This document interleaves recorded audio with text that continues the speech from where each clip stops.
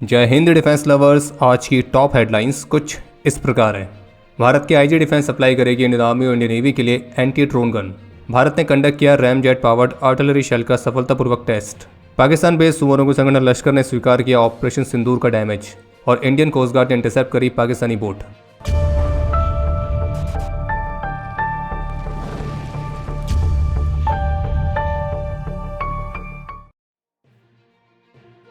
भारत की defence technology firm IG defence को भारतीय सेना और भारतीय नौसेना से कुछ महत्वपूर्ण ऑर्डर्स प्राप्त हुए हैं और इस ऑर्डर के तहत जो आईजी डिफेंस है वो नेवी और आर्मी के लिए अपने स्वदेशी टिशूल पल्स एंटी ड्रोन गन को सप्लाई करेगी। आईजी डिफेंस का जो ये टिशूल पल्स सिस्टम है तो ये electronic warfare based anti drone jammer है जिसे हॉस्टाइल यूएवीज को डिटेक्ट, डिस्टर्ब और न्यूट्रलाइज करने के हिसाब से डिज़ाइन किया गया है।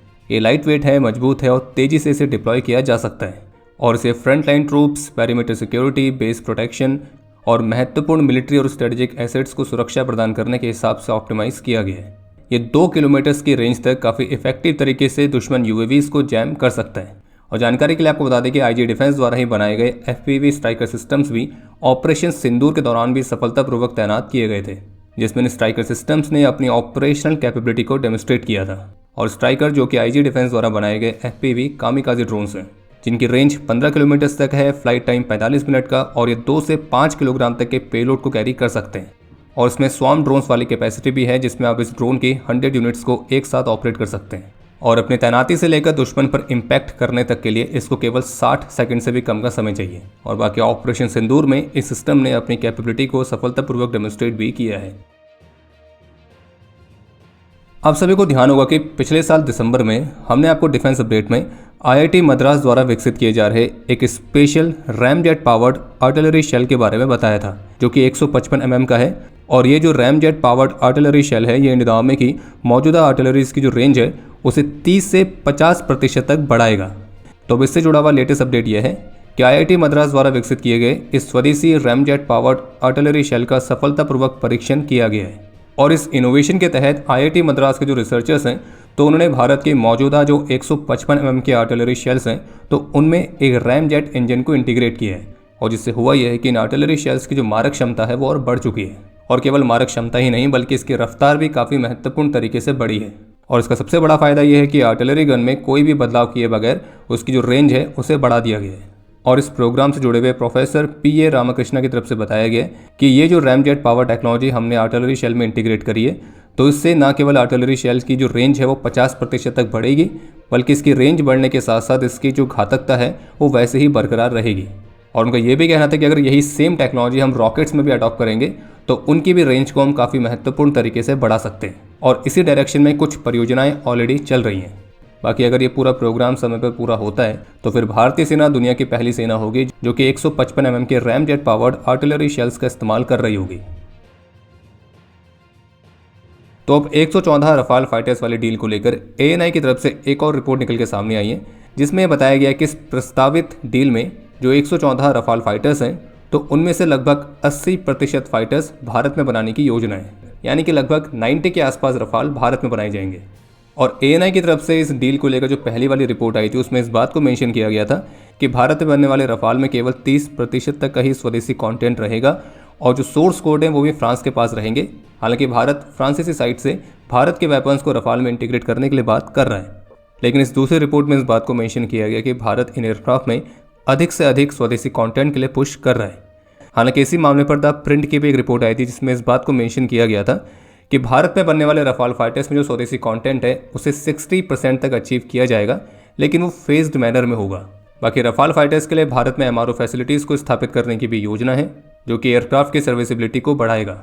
बाकी एएनआई की रिपोर्ट में सोर्सेस के हवाले से इस बात को मेंशन किया गया कि वर्तमान समय के सिनेरियो के हिसाब से जो रफाल है वो भारतीय वायुसेना की रिक्वायरमेंट को पूरा करने के लिए सबसे ज़्यादा सुटेबल फाइटर है, क्योंकि इसकी सर्विसिबिलिटी 90% की है जो कि दुनिया में किसी भी अन्य एयरक्राफ्ट की तुलना में सबसे ज़्यादा है। जिन्हें नहीं पता उन्हें बता दें कि सर्विसिबिलिटी का मतलब होता है कि आपके पास कितने एयरक्राफ्ट किसी भी समय उड़ान भरने के लिए उपलब्ध हैं। जैसे कि मान लीजिए अगर आपके पास 100 एयरक्राफ्ट हैं और उनका सर्विसिबिलिटी रेट 90% का है, इसका मतलब यह है कि 100 में से 90 एयरक्राफ्ट ऑपरेशंस के लिए तैयार हैं। बाकी आपको बता दें कि रफाल की जो सर्विसिबिलिटी है वो 90% है, वहीं इनका अवेलेबिलिटी रेशियो भी लगभग 75% का है। और फाइटर जेट्स को खरीदते समय सर्विसिबिलिटी और एयरक्राफ्ट अवेलेबिलिटी रेशियो भी महत्वपूर्ण फैक्टर्स में से एक होता है जो कि देखा जाता है। और भारत के सिनेरियो में तो कुछ ज़्यादा ही ज़रूरी है, क्योंकि हमारे स्टैंड ऑफ लंबे समय तक चल सकते हैं। हमारे एयरक्राफ्ट की शॉर्टेज का जो रेट है वो काफ़ी हाई रहता है, जो कि कई सप्ताह तक और कई महीनों तक भी रह सकता है। ऑपरेशन सिंदूर के दौरान जो लश्कर और जैश के कई सारे सुअर होरीफाइड हुए थे, तो उनके एग्जैक्ट काउंट को छुपाने के लिए पाकिस्तान ने पूरा प्रोपेगेंडा किया था।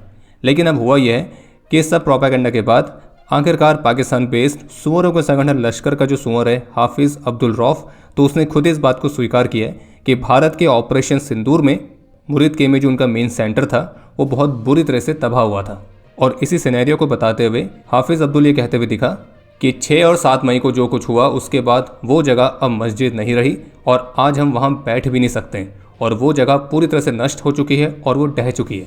और रौफ ने इस बात का भी खुलासा किया है कि कैसे पाकिस्तानी स्टेट ने ही लश्कर को जिहाद के लिए पूरी छूट दे रखी है और इसलिए उनके संगठन में आतंकियों को रिक्रूट करना जितना आसान पाकिस्तान में है उतना दुनिया में कहीं और नहीं है, क्योंकि पाकिस्तान की पूरी गवर्नमेंट ही इसके सपोर्ट में है।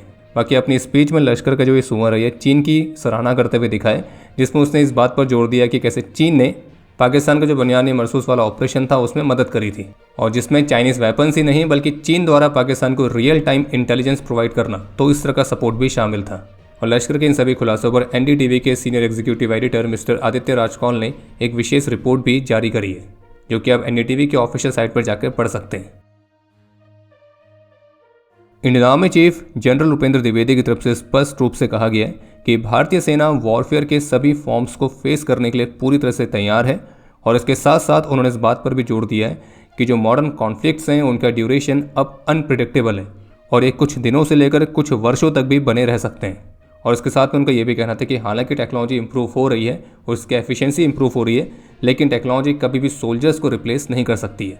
बाकी आर्मी चीफ ने एक मॉडर्न टेक हैवी आर्मीज की जरूरत पर भी जोर दिया है। बाकी जैसा कि आप सभी जानते होंगे कि इस बार पहली बार जो आर्मी डे सेलिब्रेशंस हैं वो कैंटोनमेंट एरिया से बाहर जयपुर में कंडक्ट किए गए और इसमें आर्मी ने अपनी mechanical units, infantry formations, paratroopers और कई मॉडर्न कैपेबिलिटीज़ को शोकेस किया था, जिसमें आर्मी के कुछ खास वेपन से लेकर आर्मी की न्यूली रेज्ड भैरव बटालियन भी काफ़ी चर्चा का विषय बनी है। और एक जानकारी और सामने आई है कि भारत सरकार ने काफ़ी लंबे समय से पेंडिंग पड़े इंटीग्रेटेड बैटल ग्रुप्स को स्थापित करने वाला जो प्रस्ताव है उसको अप्रूव कर दिया है और इस तरह की जो पहली यूनिट है वो 17 माउंटेन स्ट्राइक कोर के अंडर आने की योजना है। इसके अलावा ऑफिशियली अनाउंस कर दिया गया है कि इस बार के रिपब्लिक डे सेलिब्रेशंस में यूरोपियन यूनियन के टॉप लीडर्स चीफ गेस्ट के तौर पर मौजूद रहेंगे, जिनमें से एक हैं यूरोपियन काउंसिल के प्रेसिडेंट और दूसरी हैं यूरोपियन कमीशन की प्रेसिडेंट। और उनकी इसी विजिट के दौरान भारत और यूरोपियन यूनियन के बीच बायलैटरल ट्रेड एग्रीमेंट के भी साइन होने की बेहद ही अधिक संभावना है। इसके अलावा एक अपडेट यह है कि इंडियन कोस्ट गार्ड ने इंडियन वाटर्स में ऑपरेट करती हुई एक पाकिस्तानी फिशिंग बोट जिसका नाम है अल मदीना, तो उसे इंटरसेप्ट किया है और इसमें 9 क्रू मेंबर सवार थे।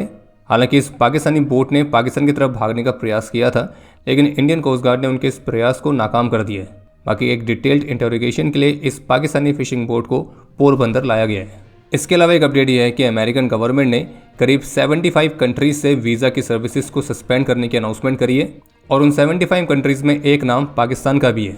और फिर इस अमेरिका के इस फैसले के एक दिन बाद पाकिस्तान के जो इंटीरियर मिनिस्टर हैं मोहसिन नकवी, तो वो कुछ ऐसी पोस्ट करते हुए दिखे कि पाकिस्तान के पासपोर्ट की रैंकिंग इंप्रूव हो रही है और वो 126वें नंबर से 98वें नंबर पर आ चुकी है, और जो कि उनके लिए एक बहुत ही स्ट्रॉन्ग अचीवमेंट है और ये मोमेंटम जारी रहेगा। खैर किस तरह का मोमेंटम है ये इनको ही पता होगा। और इतना ही नहीं है भाई, और सुनिए, पाकिस्तान के एक और मंत्रीगण हैं जिनको हम कहते हैं पाकिस्तानी वुल्वरीन, तो वो तो ये कहते हुए दिख रहे हैं कि जब हमारे लोग बाहर जाते हैं तो दूसरी कंट्री के जो इमिग्रेशन ऑफिशियल हैं जब हमारा पासपोर्ट देखते हैं तो कहते हैं पाकिस्तानी है, पाकिस्तान इज़ स्ट्रॉन्ग, और वो हमको बहुत ही इज्जत की नज़र से देखते हैं कि हम पाकिस्तान से हैं। और पाकिस्तान को कितनी इज्जत की नज़र से देखा जा रहा है उसका अंदाजा आप इसी बात से लगा सकते हैं कि पाकिस्तान के जो गॉडफादर हैं अमेरिका, तो उन्होंने ही उनके इमिग्रेशन वीज़ा एप्लीकेशंस को फिलहाल के लिए सस्पेंड कर दिया है।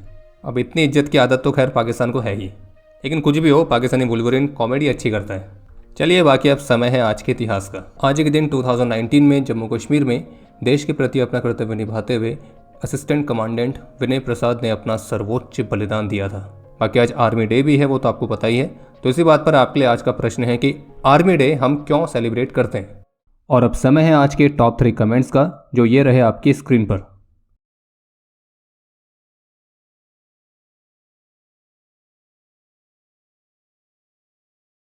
उम्मीद है आपको आज का एपिसोड पसंद आया होगा।